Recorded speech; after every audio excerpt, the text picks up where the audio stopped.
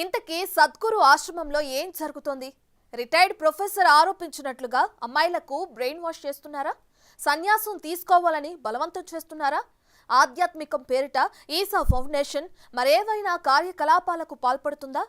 అసలు ఈశా ఆశ్రమంలోకి వెళ్లిన వారి జీవితం ఎలా ఉంటుంది?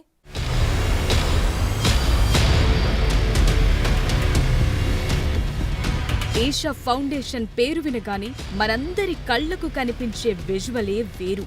యోగా, ఆధ్యాత్మికత, శివనామ స్మరణ, మహాశివరాత్రి నాడు జాగరణ, ఇలా చాలానే గుర్తొస్తాయి. కానీ ఇప్పుడు సద్గురు జగ్గి వాసుదేవ్ పైన, ఆయన నడిపే ఈశా ఫౌండేషన్ పైన వచ్చే ఆరోపణలు మాత్రం అనేక అనుమానాలకు తావిస్తున్నాయి. బయట జరుగుతోన్న ప్రచారానికి, ఈశా ఫౌండేషన్ చెప్తున్న దానికి అసలు పొంతనే ఉండటం లేదు. దాంతో అసలు ఆశ్రమంలో ఏం జరుగుతోందనే చర్చ ఇప్పుడు మొదలైంది.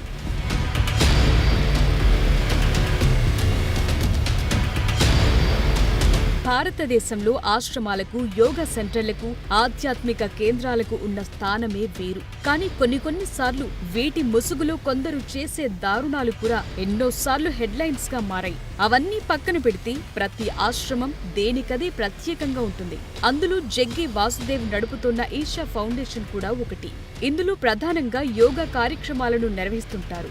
ఎవరైనా సరే ఇక్కడికెళ్లొచ్చు, బస చేయొచ్చు, యోగాతో పాటు ఆధ్యాత్మిక కార్యక్రమాల్లో పాల్గొనొచ్చు. ఇక్కడ వేలాది మందికి ఈశా యోగా సెంటర్ వసతి కల్పిస్తోంది.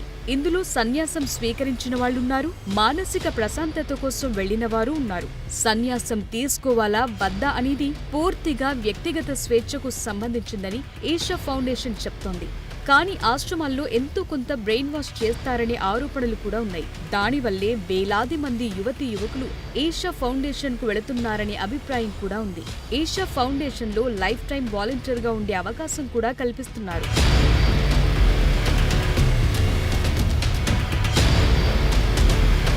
బయటికి అంతా బాగానే కనిపిస్తున్నా ఆ మధ్య ఓ మహిళ సద్గురు ఆశ్రమంలోనే చనిపోయింది. అంతేకాదు, సద్గురు ఆశ్రమం నుంచి గతంలో కొందరు అమ్మాయిలు కూడా మిస్ అయ్యారనే ఆరోపణలున్నాయి. సద్గురు ఆశ్రమంలోకి వాలంటీర్గా వెళితే వాళ్లను అక్కడే ఉంచే విధంగా చేస్తారనే టాక్ కూడా ఉంది. అంతేకాదు, నెమ్మదిగా వాళ్ల కుటుంబాలకు కూడా దూరం చేస్తారనే ఆరోపణలున్నాయి. తల్లిదండ్రులతో ఫోన్లు మాట్లాడకుండా, వారిని కలవకుండా చేస్తుంటారని అక్కడకు వెళ్లొచ్చిన వారు కొందరు చెప్పారు. పేరుకు నాన్ ప్రాఫిట్ ఆర్గనైజేషన్ అని ప్రచారం చేస్తున్నా ఆశ్రమంలో జరిగే వ్యవహారమంతా వేరేలా ఉంటుందనే ఆరోపణలు కూడా ఉన్నాయి. ఇక్కడికొచ్చే వాళ్లలో విదేశీయులే ఎక్కువగా ఉంటున్నారు. పైగా ఇక్కడ ఉండే కోర్సులు కూడా చాలా కాస్ట్లీ. వారానికింత, నెలకింత అని బాగానే డబ్బులు దండుకుంటున్నారనే విమర్శలున్నాయి. అంతేకాదు, వాలంటీర్గా ఉండాలన్నా కూడా ఓ కోర్సు చేయాల్సి ఉంటుంది.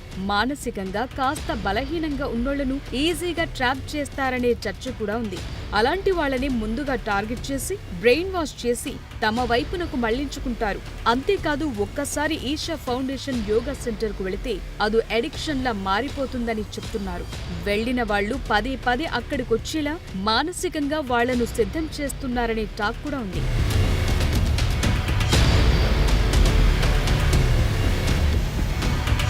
తాజాగా రిటైర్డ్ ప్రొఫెసర్ కామరాజ్ ఆరోపణలను చూస్తే నిజంగానే జగ్గి వాసుదేవ్ అమ్మాయిలు ఈశా ఫౌండేషన్ ఆశ్రమం వదిలి వెళ్లకుండా బ్రెయిన్ వాష్ చేస్తున్నారేమోనన్న అనుమానాలు బలపడుతున్నాయి.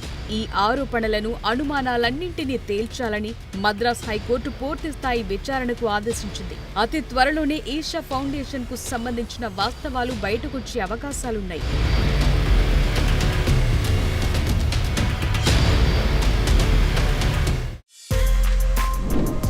For more videos like this, subscribe Big TV channel.